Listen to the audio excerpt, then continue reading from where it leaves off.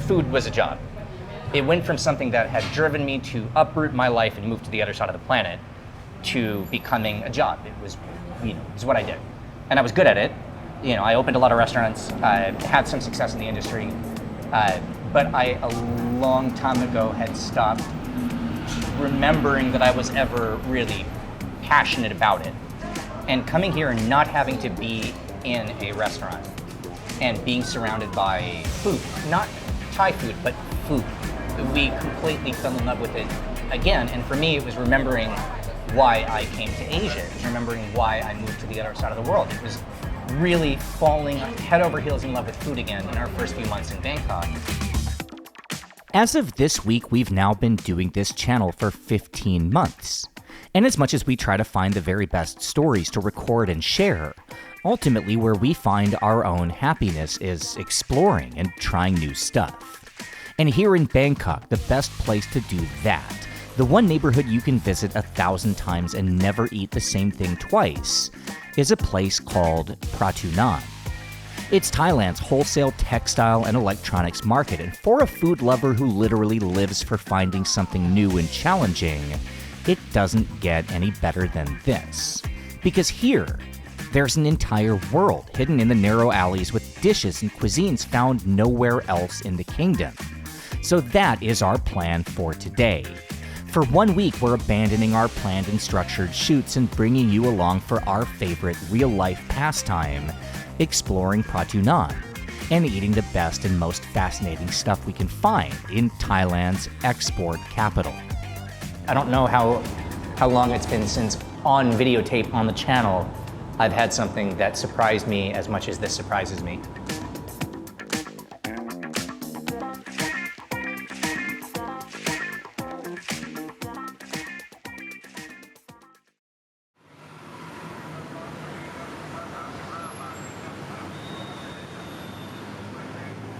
The first time I came to Pratunam in the morning, I was here to get my laptop fixed. Unless you're here on business, that's pretty much what you do in Pratunam. You bring something broken and fix it, then you leave and go home. This isn't a fancy neighborhood. The best word I can think of for the vibe here is aggressive. Like, not in a violent sense, but more like everybody's on the go, everybody's up to something, and all of it's centered around the place I brought my laptop. Pantip Plaza, for almost 40 years the heart of Thailand's gray market electronics industry. Now, there's a ton of food all around Pantip.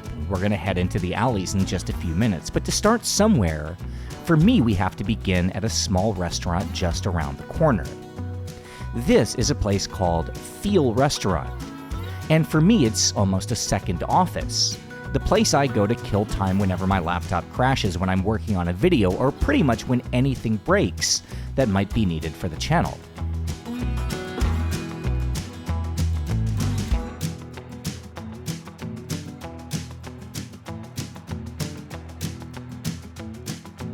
My laptop is constantly in a state of breaking every few weeks, and the electronics market's right around the corner, and so I have my routine of coming here, dropping off my laptop to get fixed, and then sitting at Feel and having a lunch set just like this, drinking a Burmese tea, which in this case I'm just having a little caffeine to get started. But yeah, this is how I'll usually spend an hour while I'm waiting for my computer to get fixed.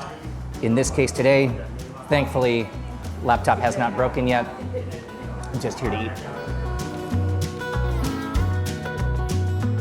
Alright, I know you probably don't care about my laptop, and the whole point of this video is to find places we've never been before, but there is a reason I wanted to start here.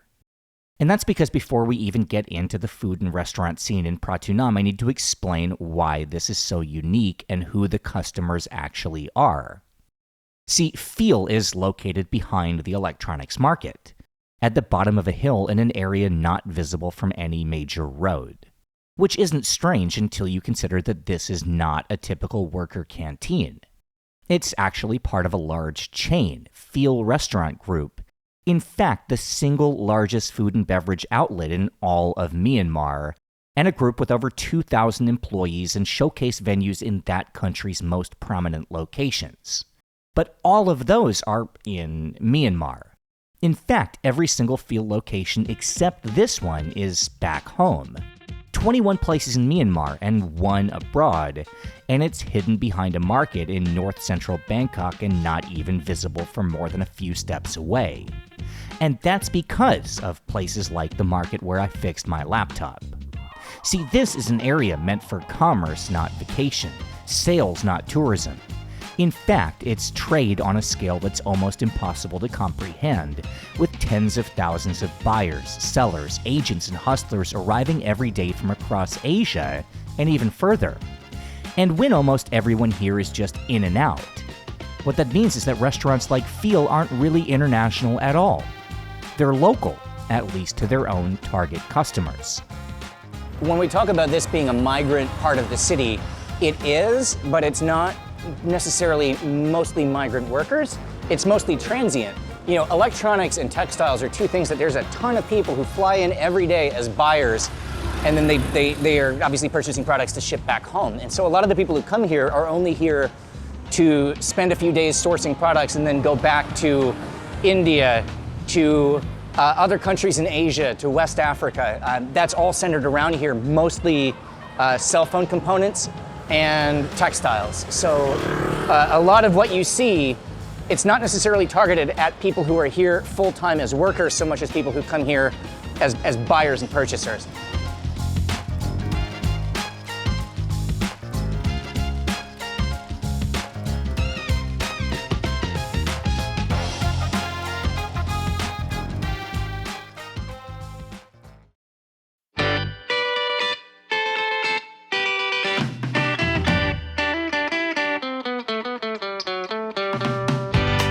It's amazing how much this feels like South China, like all those places like in Xinjiang, where I used to live, where you're just used to, it's so second nature, just dodging all the carts and the trucks and everything and constantly getting distracted by the street food.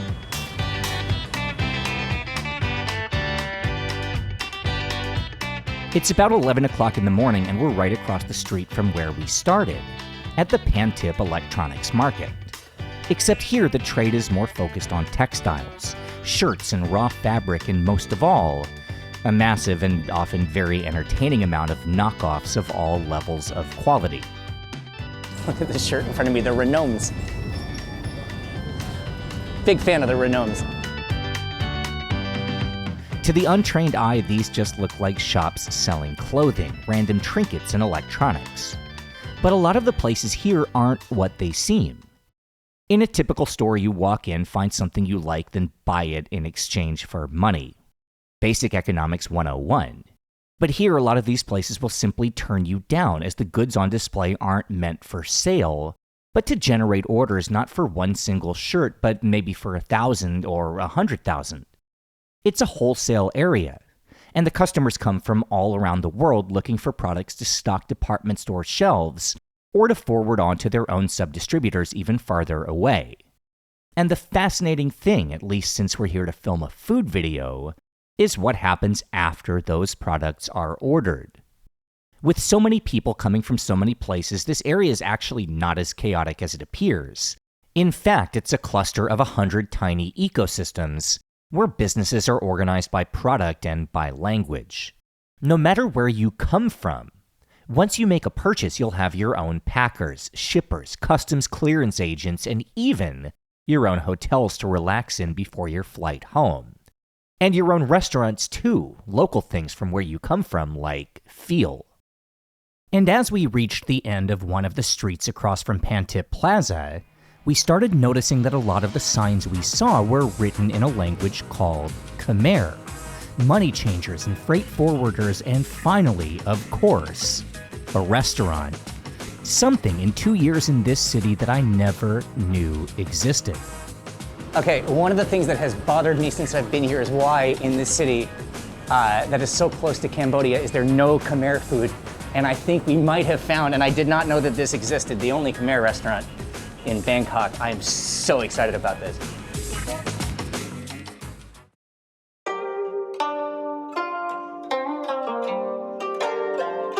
Alright, if you're watching from overseas, then it might be a surprise that Cambodian food would be so rare to find in Bangkok. I mean, it's the next door neighbor. But the truth is, Khmer cuisine isn't even on the global culinary map.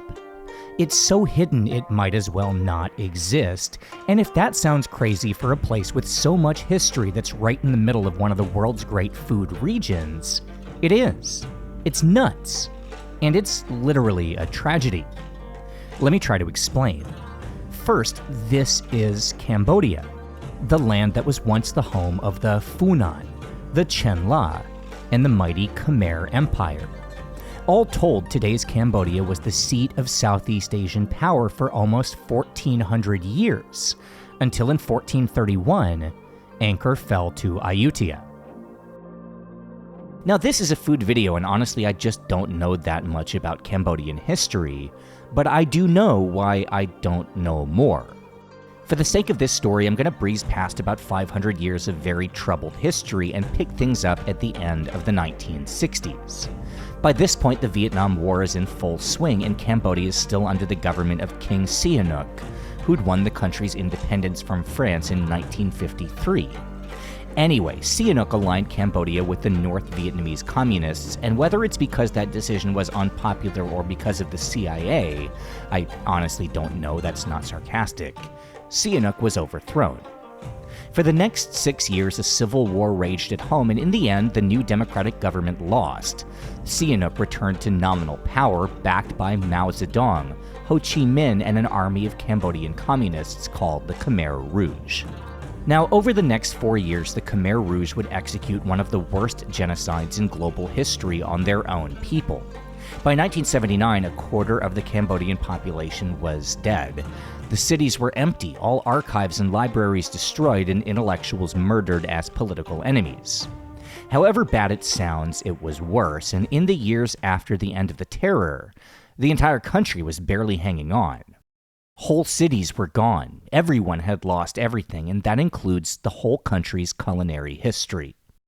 Gone were any records of old recipes, and while dishes were still preserved in family traditions, it would be as much as 20 years before any kind of food scene began to emerge again in Phnom Penh, Battambang, or Kampot.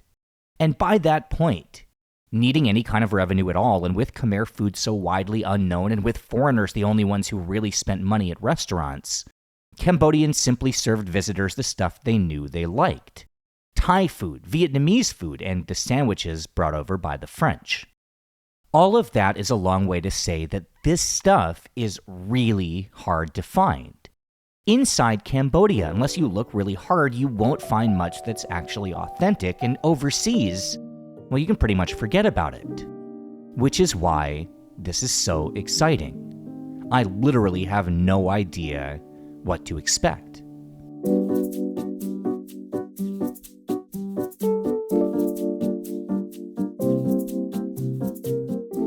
In what we do when we're trying to kind of track the spread of dishes and ingredients and techniques and people, there's a gigantic missing piece in Southeast Asia, which is Cambodia.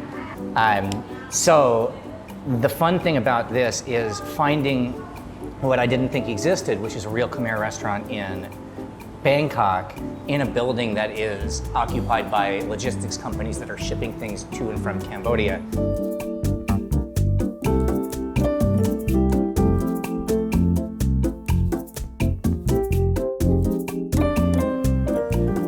Wow, not at all what I expected.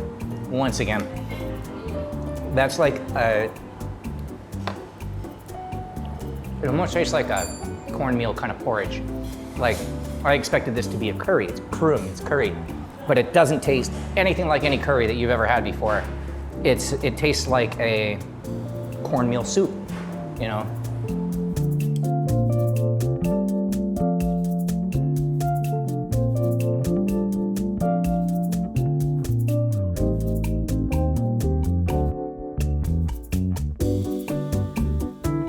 This is slices of beef, stir-fried, with the garlic on top, and a dipping sauce, which actually I want to try on its own first, because I don't know what this is going to be. Ooh! Citrus and pepper. Sugar.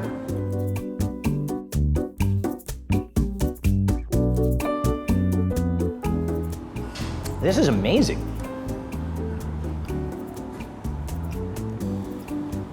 This is a really good meal.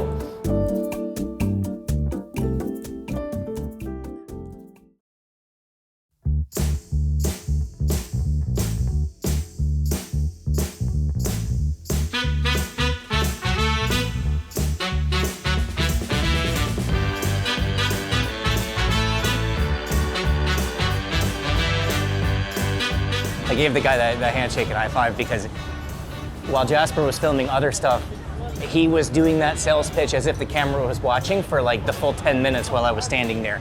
So he deserves some praise for at least commitment to the bit. The hour between 12 and 1 every day in Pratunam is just fun. In a place where every market might have its own ecosystem, buyers and sellers and all those side businesses we mentioned earlier, it stands to reason that there would be a ton of different street food clusters too, and sometimes there might be 2 or 3 full-on food markets within one single alley. Here in just this corner of Pratunam, still only a couple blocks away from Pantip Plaza, we really haven't gotten very far, there are markets catering to Thai workers and traders. There's a food market that's almost entirely halal with vendors from southern Thailand, Malaysia, Indonesia, Bangladesh, and Myanmar. There's a central market for everyone, focused on people here for the first time, hence the not-so-subtle reminders of Thai hospitality. But even though it's all high quality, the street food here isn't that different from what we'd find anywhere else. And today we're on a mission, so we're going to walk through the lunchtime markets and keep going until we find the next massive surprise. The next wild or epic thing that catches our attention, and as it happens, in a neighborhood that's somehow only 300 meters by 300 meters. That never takes very long.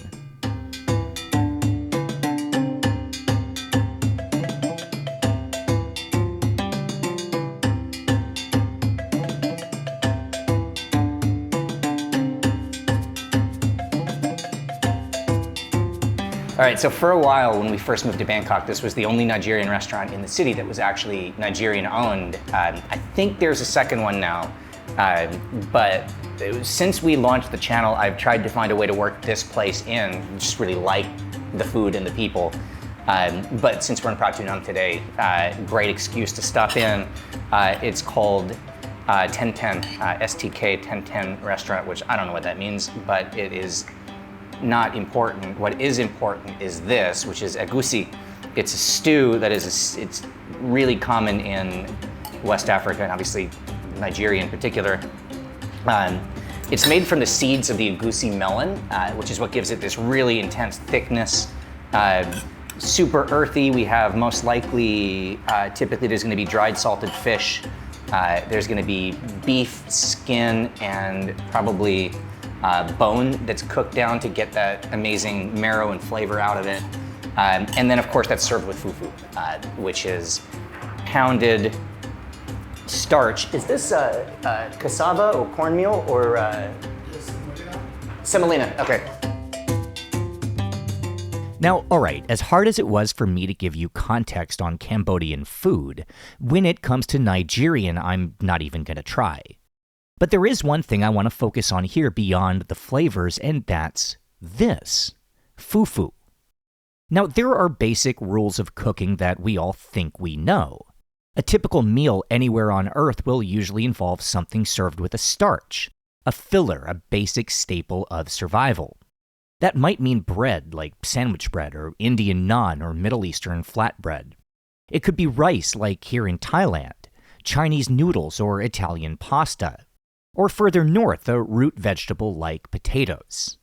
Now, I don't want to turn this into a full-on rant, but whenever we, and I mean the collective media and mainstream conversation, talk about anything, we tend to divide the world into East and West, and just completely forget about Africa. Even on maps, Africa gets a raw deal. The truth is, at proper scale, it would look more like this. It's the home of 25% of the world's countries and 1 out of every 5 people on Earth, and yet sometimes it barely even seems to exist. And that includes the food, too. A few years ago, Daria and I made our first trip to Africa and then found ourselves stuck when COVID hit and spent 3 months driving across the continent. To say we fell in love with the place is an understatement, and one day when we leave Thailand, that's our next destination. And a big part of that was finding out that there's an entire category of food that honestly felt like it might have been from Mars. Like we had no exposure to this stuff, and every African country had its own unbelievable surprises, and even the primary staple of the continent, the very foundation of the cuisine, was different, surprising, and honestly just as good as bread, pasta, or mashed potatoes. It's a starch, cassava, cornmeal, plantain, or semolina, cooked and stirred into a paste, then pounded into a ball. Springy, fluffy, light, and still filling, and seemingly made to pair with and absorb everything from Namibian chicken stews to Ugandan fried pork to Nigerian egusi. In Cape Town, it's called pap. In Nairobi, it's ugali. In Lusaka, it's nshima, and in Lagos, fufu. And eating a meal based around this is just a reminder of how big the world actually is and how much out there deserves attention. I mean, this is the staple of more than 1 billion people, and still stumbling into it in a place that serves it feels like finding a treasure. How do I describe the flavor? It's so difficult for me to explain any kind of African cuisine because if you don't have it where you live, it's a different flavor profile. It's not, it's its own thing that's evolved on its own. Texture's different, flavor's different. And to me, it's West African food, in my opinion, is pantheon cuisine. It's up there with literally anything else. One day, the world will come to appreciate this, but for now, more for me.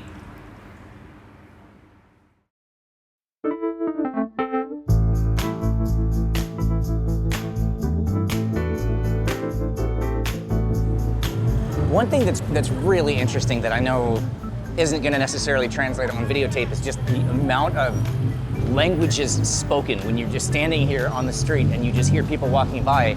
You hear some Thai, you hear a lot of Burmese.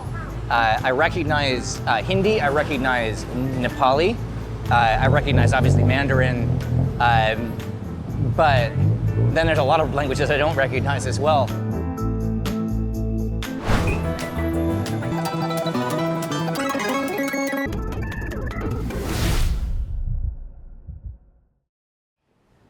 Let me get a drink.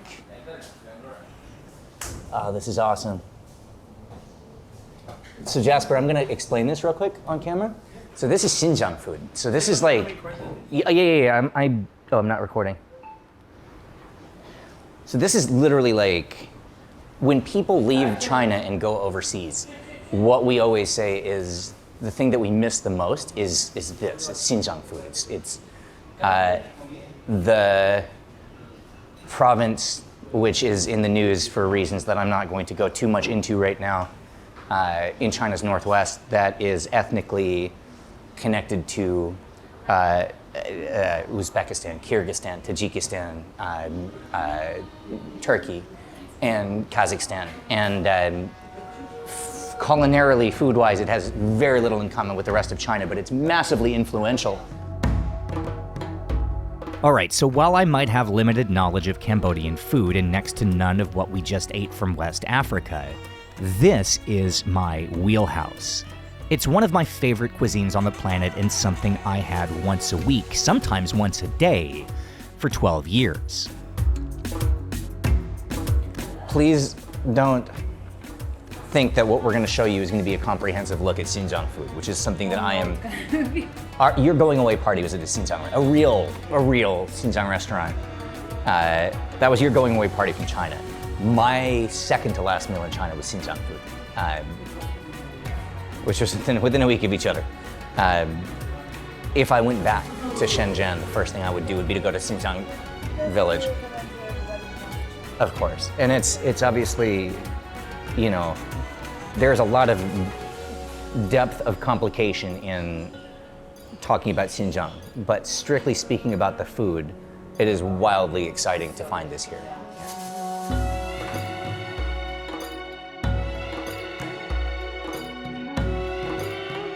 Now, again, before we eat, I have to give you a little bit of background, but in this case, I need to walk a very fine line.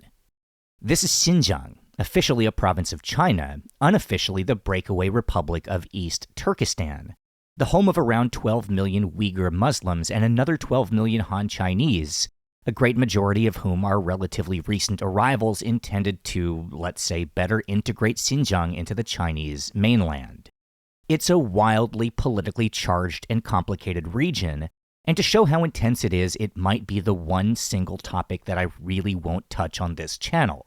So I'll keep this dry and stick to the basic facts. Xinjiang is a desert region, the largest part of China by size and sharing a border with Kazakhstan, Kyrgyzstan, Tajikistan, Pakistan and Afghanistan, India, Mongolia, and Russia. The Uyghurs are a Turkic people, and that's reflected in the food.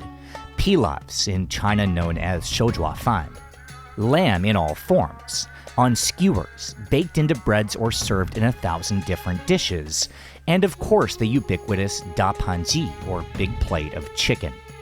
The single most identifiable flavor of Xinjiang is cumin, endemic to the region and the key spice lent to almost everything. Cumin, garlic, cinnamon and saffron, chili powder and onion, plus lots and lots of meat, bread and bread. You can find Xinjiang food all across China, but somehow it's basically unknown overseas. And you ask anyone like me and Daria who used to live in China what we miss the most, it's probably this stuff. Hands down, no questions asked. And this is like with our dogs, the way we do it. Everybody sit. Wait. Okay. Eat. That looks phenomenally good. Is it as good as it looks? All right, give us a little. Even better. Give old Adam a little taste. This one, bite. Yeah. If you want more, order one for you.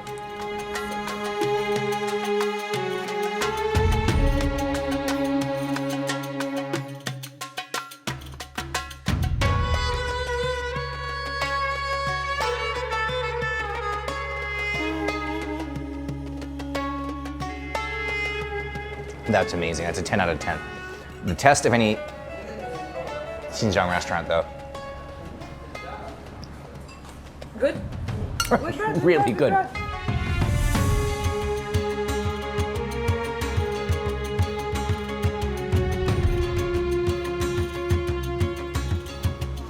It's one of the best things I've eaten in Bangkok. So this is all going to be night market later. This is going to be chaos night market later. If the weather holds off.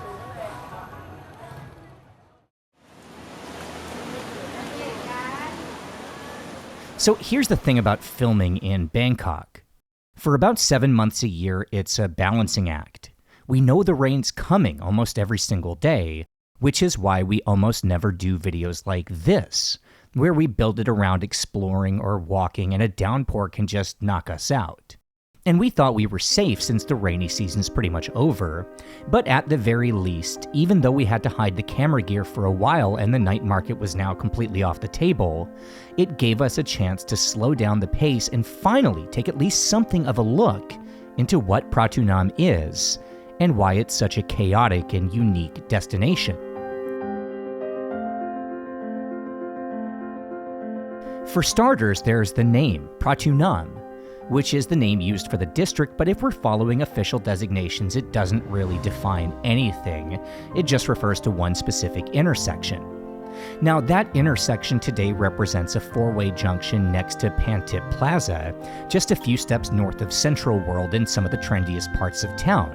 But for a while, it was the border of pretty much everything. When construction started on the first markets, this was where two main roads met and ended, and to the northeast was only farmland. In fact, Pratunam in Thai means Watergate, as this was where a Watergate was built in 1905 along the canal for use in agriculture and to help boats pass through in all seasons. Now, how we went from that to this is a long story with a lot of different pieces, but it starts with clothes, and specifically the garment trade. Now, as long ago as the 1850s, half a century before the Watergate was built, almost all textiles, at least those meant for Thailand's merchants and upper classes, were actually imported from India. By 1888, Indian factories had a monopoly on manufacturing palai fabric, with millions of pieces shipped each year from factories in the country's north, usually out of the port at Mumbai. Anyway, let's jump ahead to 1947 and the end of the so-called British Raj. Among the many, many consequences of the end of India's colonization was the partition which split the north of the country into two nations, India and Pakistan. Now, this was a catastrophe. The split was along supposed religious lines, but tens of millions were caught on the quote wrong side of the border, and the rush to reorganize led to a human rights catastrophe almost on par with the Khmer Rouge. As many as 1 million people died, most within just 3 months in 1947. Anyway, why that matters to this story is those textile factories that used to supply Thailand, well, those were in this border region, and that was now a war zone. So with Thailand's post-World War II economy booming, with massive demand for textiles and with a disaster at home, a lot of the Indian factory owners packed what they could carry and moved here. And when they came, they needed two things: proximity to the capital and a lot of land. So they settled right here, behind the Watergate. So that's the story as to why the textile business came to Pratunam. But at first, this was just meant to satisfy Thailand's domestic market. How the district became an international trading and food hub has a very different history. This time we start in 1961. Once again, the subject is the Vietnam War, in this case the arrival of the American military building bases in Thailand. To accommodate those soldiers' so-called R&R, rest and relaxation, Thai entrepreneurs started looking for cheap land along the road from Da Nang Airport to build foreign-friendly hotels and entertainment venues. And while Pratunam was now the domain of textile factories, let's not forget it was just a two-road intersection. Go further to the north or east and nothing. So Phetchaburi Road was extended and the rest of the neighborhood took shape. We jump ahead about 15 years. The war is over, the soldiers are gone, and a new tourist economy is growing around Khao San Road. So Pratunam R&R businesses closed by the dozens and the factory owners scaled up, turning old hotels into hostels and worker dormitories and the old nightclubs into markets and storefronts, and taking advantage of the open travel that came with the end of the war to start focusing on attracting foreign buyers. Now, traders from developing countries weren't the only ones who came to Thailand on business in the years after the war. The Japanese saw this as a perfect place for electronics factories, with cheap land and labor, and thanks to the Americans, a strong road and seaport infrastructure. And given that this is how it always works everywhere, it shouldn't be any surprise that when electronics factories are built, a shadow industry comes with it. Surplus stock, high-quality fakes, cheap components, and stuff that simply falls off the truck. The real benefit to the local economy.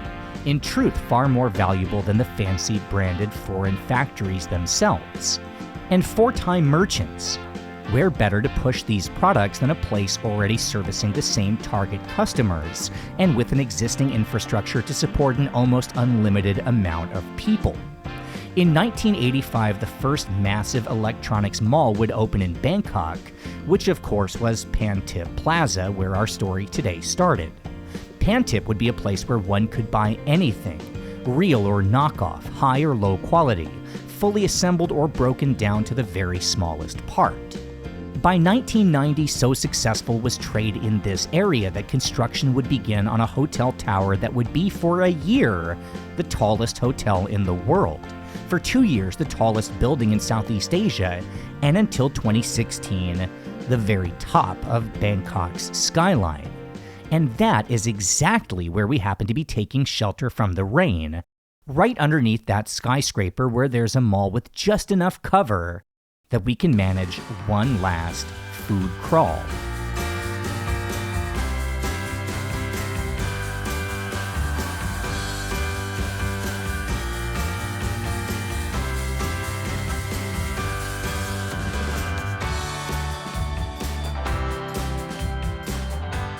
Right-hand eating is very difficult for Daria, who is a lefty, right? And I found out today Jasper's left-handed as well. You didn't know that? It's a lefty thing. How would I know? What? We have the spider sense. Yeah. In South India, eating this 2 straight weeks is, you'd eat this every day. Yeah, this is not a, oh my God, 2 weeks we have this. This is every day you could have this for breakfast, yeah? I could eat this every day.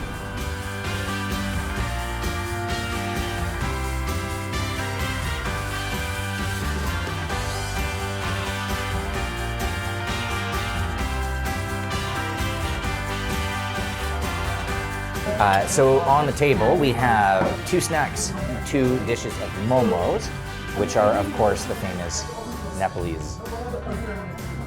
Let's say Himalayan more than Nepalese. You can find momos in Tibetan cuisine as well.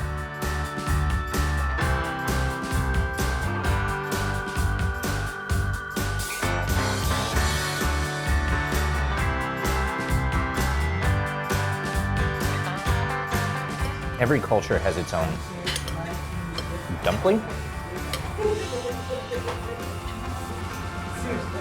I don't know where blue. I'm very tired. What's the American dumpling? Chinese dumplings.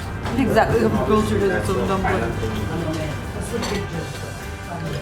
We're a new country. We haven't had time yet.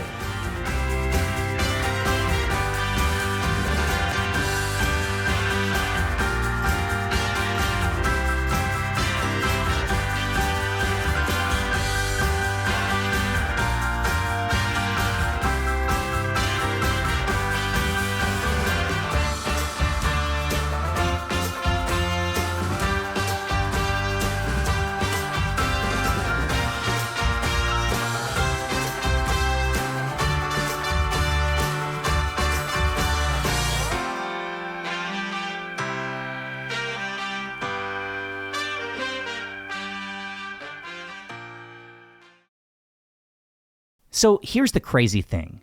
I cannot emphasize this strongly enough. Pratunam is really small, like 300 meters from east to west and north to south, before all the markets are done and you end up in another part of Bangkok. And yet, today, we've covered maybe 20% of the neighborhood. That's it. There are alleys we didn't walk down, markets we didn't explore, and we never even crossed Ratchaprarap, which means the stuff we did see was only within the western half. And in some ways that sucks. Like maybe my favorite non-Thai restaurant in all of Bangkok is over there. Manel Lanka, the Sri Lankan place we adore, and we didn't even get to put them on tape. And the streets around Manel Lanka are packed with their own mysteries and ethnic neighborhoods, and I've never even set foot in like 90% of them.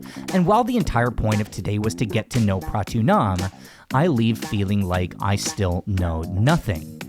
But I guess, if even after feasting on Burmese, Cambodian, Nigerian, Xinjiang, South Indian, and Nepalese, after stopping into a Filipino restaurant and walking through a bunch of epic street markets, if after all that Pratunam is still keeping secrets, then all that means is we have to come back.